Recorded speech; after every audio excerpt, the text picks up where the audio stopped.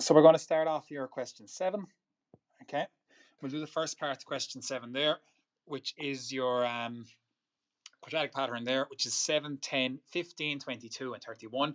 And they want you to find the nth term, right? So in order to be able to find the nth term, we need to start off by looking at the actual pattern. Okay, so we'll start off by looking at the pattern, which is 7. Okay, 7, 10, 15, 22, and 31. Okay, we're going to find the first difference, which in this case is plus 3, plus 5, plus 7, and plus 9. Okay, so we don't have any constants yet, so I'm going to go again and find the second difference. So the second difference is going to be plus 2, plus 2, and plus 2. So you can see there the second difference is now a constant, which means I have a quadratic sequence. Okay, so because the second difference is the same, I know I have a quadratic sequence. Now, what they want us to be able to do is form T of n, right? So T of n is going to be equal to a n squared plus b n plus c. Okay, now what I learned from the last question was that a is always half the second difference. So if I know that a is always half the second difference, a will be equal to half the second difference. So a will be equal to 1. Okay, now I'm trying to form T of n. So if I'm trying to form T of n, what I need to do is I need to fill in the information I have, right? So T of n will be equal to, let's put that over here, T of n will be equal to a, which is 1, n squared plus bn plus c. Okay, now you can see there that I'm trying to fill in all the information I have, but in order to find the value for b and c, I need to use what I already know, right? So just bear with us for a second till we get that right, okay? So in order to find the value for b and c, I need to fill in the information that I know, right? So if you look at this here, I need to try and fill in information to try and solve this, okay? And the only information that I can fill in is the values that I have, okay? So what I can put in here is I can put in what the outcome is. So the outcome for this would be 7 if the input is 1. So I can change n to 1 and I can put in an output of 7. Okay, so we're going to do that. So the outcome will be 7 if the input is equal to 1. 1 times 1 squared plus b times 1, I should put that in blue, plus b times 1 plus c. So can you just see what I've done there, right? All I've done is I've taken the nth term. I obviously have my value for a. So instead of a, I put in 1 because I've worked out what that was, half the second difference. And now what I'm doing is I'm trying to find values that I can put in. So I can put in an outcome of 7. So 7 if I put an income of the first term. So instead of n, I'm going to put in 1 because it represents the first term. Okay, and we'll work that out. Okay, so 7 is equal to 1 plus b plus c. Okay, so what I can do is I can bring this 1 over to the other side and it'll turn into a negative 1. So 7 subtract 1 leaves us with just 6. So I'm going to put 6 on the left hand side is equal to b plus c. Okay, so what I've done now is I've formed an equation with b's and c's. Okay, what I need to do is I need to form another equation with b's and c's, and then I can solve them using simultaneous equations. Okay, so that's the first equation formed. I now need to form the second equation, So I'll just highlight that so that I know that's what I'm looking at. That's the first equation. So in order to form the second equation, I'll do the exact same thing, and I'll take t of n. So I'll take this, and this time instead of n, I'm going to use the second term. So instead of n, I'm going to put in 2, and the outcome that it'll give me will be equal to 10. So I'm going to put 2 in and give me an outcome of 10. So let's put 10 in there. 10 is equal to 1 times 2 all to be squared plus b times 2 plus c. And that gives us 10 is equal to 2 plus 2b plus c. Okay. I want to keep my b's and c's together on this side.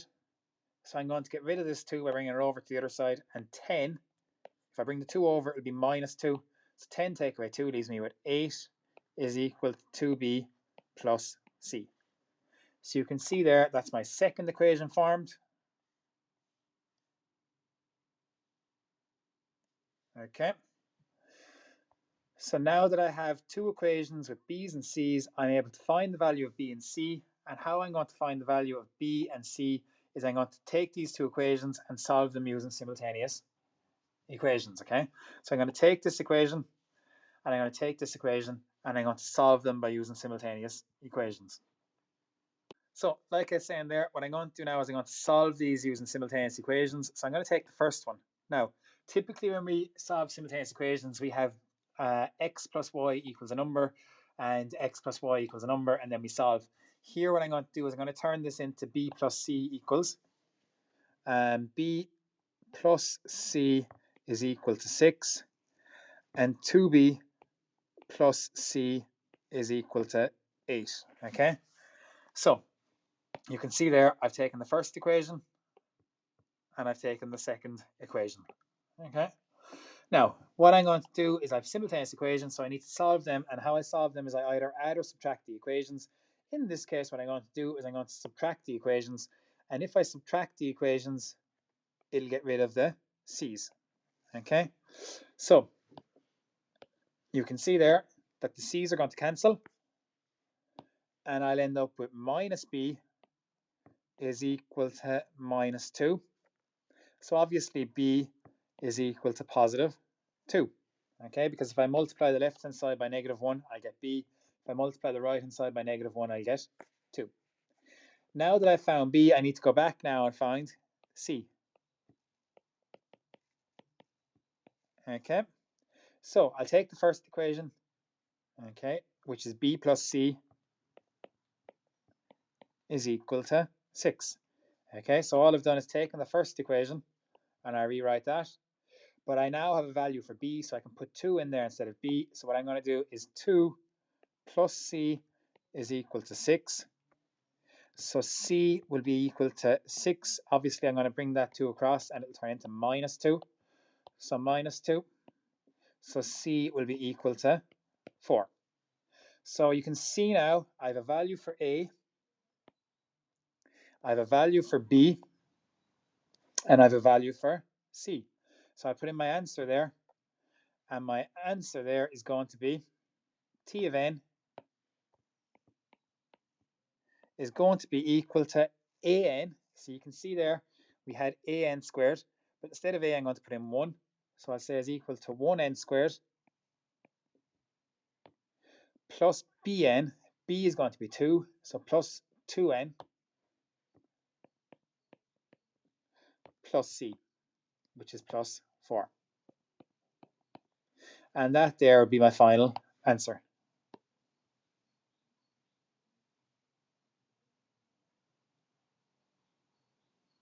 So that's how I find the nth term for a quadratic sequence.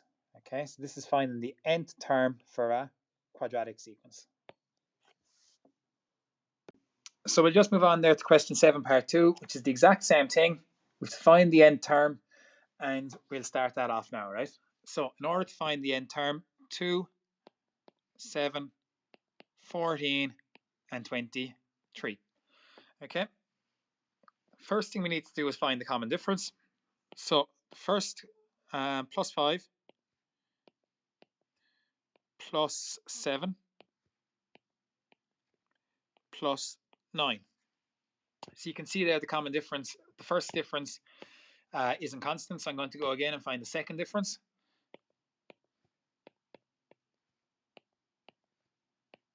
Which is plus 2. Okay, so that's perfect. They're looking to find the nth term, t of n is equal to an squared plus bn plus c. Okay, and I know that because obviously this is going to be a quadratic sequence, and the reason why it's quadratic is because the second difference is constant. Okay, so it has to be quadratic. So in order to find the second difference, I need to know what a is first. So I can find out what a is. A will be equal to half the first difference. Or sorry, half the second difference.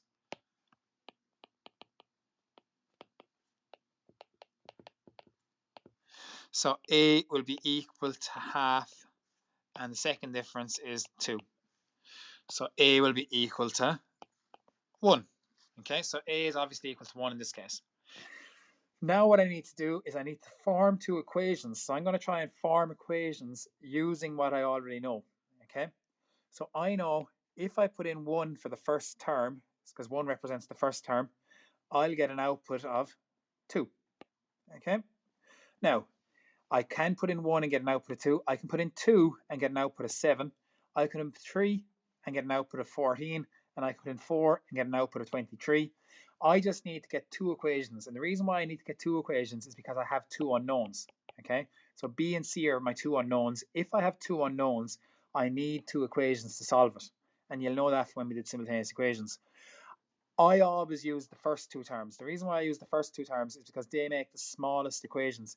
If I could easily use t of 3, so I could put 3 in there and get an output of 14.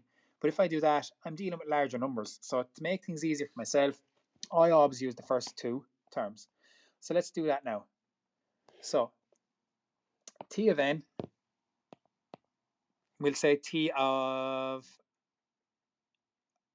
2, or t of 1 even, sorry. So if I put 1 in, I get an output of 2. So I'm going to put 1 in there, and that will give me an squared, which is 1 times n squared. Or sorry, 1 times 1 squared, 1 times 1 squared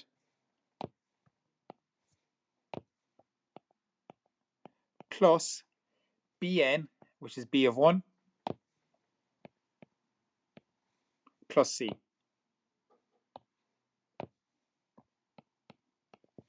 Okay, so you can see there what I've done is I've just taken t of n. I'm just going to change that there, sorry, my mistake. So my output is going to be 2. So I'm going to get an answer of 2 when I have an input of 1. So I'll have an answer of 2. Okay, I get an output of 2 when I put 1 in for n. So 1 is the first term. So if I put 1 in for n, which I did, I get an answer of 2. So now I need to simplify all that, right? So let's just clean that up. So 2 will be equal to 1 squared. So 1 squared is 1 times 1. 1 times 1 is 1. And 1 multiplied by 1 is 1. So I'm still going to have 1 there. Plus b plus c. What I'm going to do is I'm going to bring this 1 over to the right or left hand side. So 2 take away 1 leaves me at 1 is equal to b plus c. Or like, because I'm using simultaneous equations, I'm going to change that to b plus c is equal to 1. Same thing. Okay. That's one equation. Because I know I need to solve this using simultaneous equations, I'm going to need to have a second equation. So the second equation I'm going to form by using n equals 2. So n represents the term. So if I say 2, if I put 2 in for n, it'll give me an outcome of 7. So I'm going to do that now. So if I put 2 in, I get an outcome of 7. So let's just fill that in. So I get an outcome of 7. is equal to 1 times n squared. I said I'm putting 2 in, so that's fine. Plus bn, b times 2, plus c. So again, let's just look at that. All I've done there is I'm finding the outcome is going to be 7 when the input is going to be 2 for the second term. So I'm putting 2 in as my input. Okay. So we'll simplify that. So 7 will be equal to, let's look at this. 2 squared gives us 4. 4 times 1 gives us 4. Okay, so you can see there, if I bring the 4 over to the left-hand side, I get 7, take away 4, which will leave me with 3. Okay, so 2b plus c is equal to 3. That's my second equation. So I now have two equations with b's and c's. Okay, so you can see there that I have two equations with b's and c's, b and c in the first equation, b and c in the second equation. If I have two equations with two unknowns, I can solve those equations by using simultaneous equations. So I'm going to do that. B plus c is equal to 1. B plus c is equal to 1. And 2b plus c is equal to 3. 2b, what do I have to do in there? 2b plus c is equal to 3. So if I have two equations there, I can solve them using simultaneous equations. I need to decide, am I going to add or subtract these equations? If I want to get rid of these c's, I'm going to have to subtract my equations.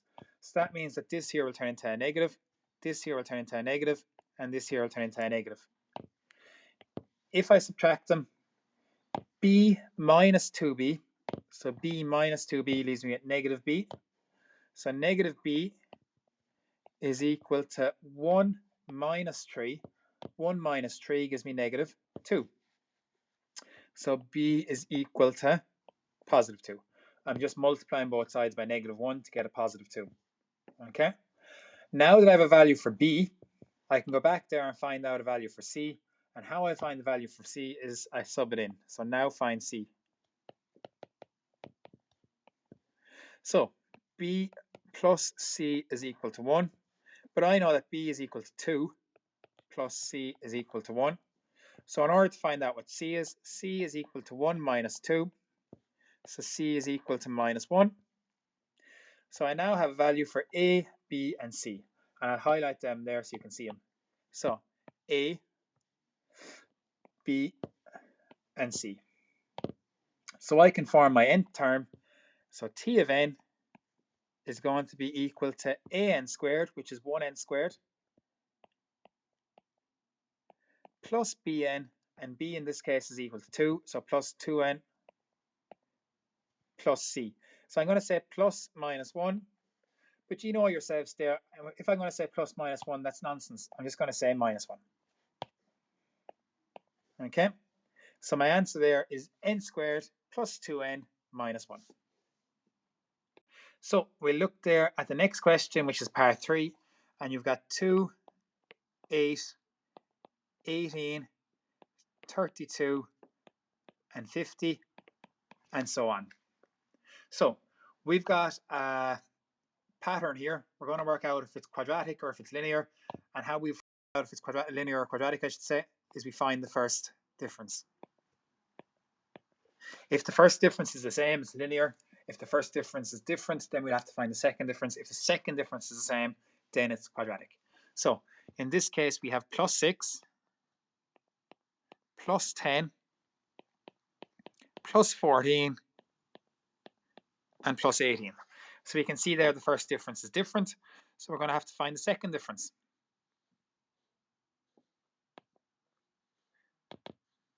So the second difference there is plus 4, plus 4, and plus 4. So you can see here the second difference is constant. And because the second difference is constant, that means that we have a quadratic sequence. And a quadratic sequence takes the form of t of n is equal to an squared plus bn plus c. Okay, so again, we're piecing together everything we know. What we know is that we have a quadratic sequence, and we know that the second difference is constant. From this, we can also find out what a is, and how we find out what a is we take the second difference and we divide it by 2. So a is equal to the second difference. So I'm just going to write that here. The second difference, we'll say divided by 2. So in this case, a will be equal to 4 divided by 2. So a will be equal to 2.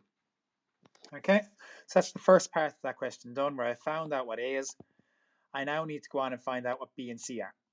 Okay, so like I said in the last question, we need to use the information that we have to be able to solve this equation, and we're going to do that now, right? So what we're going to use is we're going to use this information here. I'm going to see what happens when I put in 1 for n, because 1 represents the first term, and if I put 1 in for n, I know that the outcome is going to be 2. So I'm going to put in 2 as my outcome. So I'm going to take this here. I'm going to put in an outcome of 2 with an input of 1. And obviously I'm going to put 2 in for n.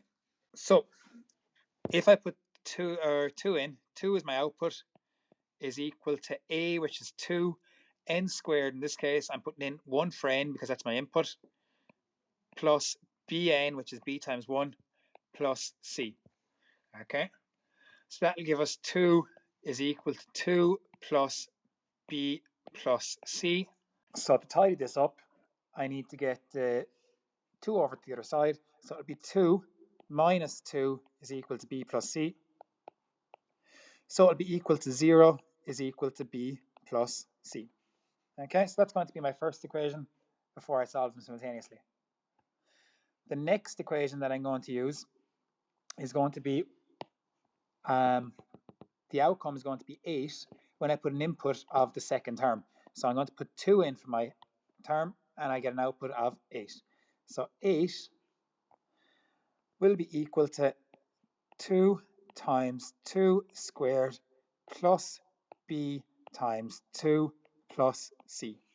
So you can see here what this says here is my outcome is going to be 8 when I put 2 in for my input. Okay, and we'll tidy that up. So 8 will be equal to, we look at this here, 2 squared turns into 4. 4 times 2 gives us 8 plus 2b plus c. And again, we'll bring that across and we'll see that 8 minus 8 is equal to 2b plus c. So 0 is equal to 2b plus c. Okay, so at this stage I have 2 equations with b's and c's. Okay, so I need to use those 2 equations to find the value for b and to find the value for c. So in other words, I need to solve them simultaneously. So I'm going to take the first one and I'm going to write it out. So b plus c equals 0. Okay, and 2b plus c is equal to 0. So in order to solve these simultaneously, I need to get rid of either the a's or the b's. And in this case, I get rid of the c's by subtracting both equations. And obviously 0 minus 0 will turn into nothing anyway. So b take away 2b leaves me at minus 1b equals 0. So I can say that b will be equal to 0. So I've now got a value for b, so I now need to find c. So I now find c. But it's quite obvious because if I take the first equation, b plus c equals 0, I'm going to say that 0 plus 0 is equal to, or 0 plus c is equal to 0. So obviously c is equal to 0 also. So t of n in this case is going to be equal to, t of n is going to be equal to an squared plus bn squared, or bn, an squared. So instead of a, I'm going to put in 2n squared plus 0n plus 0. But obviously that's the same as saying 2n squared, because 0 times anything turns into 0, and 0 is already 0, so I'm just left with 2n squared. Now let's just test that to make sure it's correct. So if I put 1 in for n, I'll get 1 squared times 2, and 1 squared is 1. 1 times 2 gives us 2. If I put 2 in, I get 2 squared times 2. 2 squared is 4. 4 times 2 is 8. If I put 3 in, 3 squared is 9. 9 times 2 gives us 18. If I put 4 in, 4 squared is 16. 16 times 2 is 32. And if I put 5 in, 5 squared is 25. 25 times 2 is 50. So I know that my nth term is correct.